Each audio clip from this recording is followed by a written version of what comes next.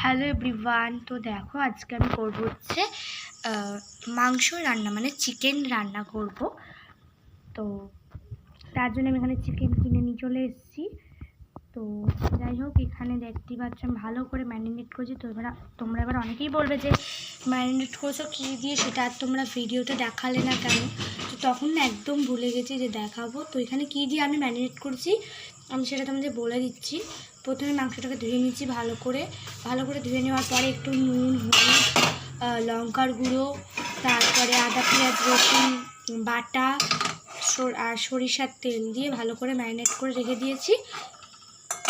আর এখানে গ্যাসটাও জ্বেলে দিয়েছি, এখানে একটা কড়াও বসিয়ে দিয়েছি। কড়াটা একটু গরম হয়ে গেলে কড়াইতে দেবো হচ্ছে সরিষার তেল।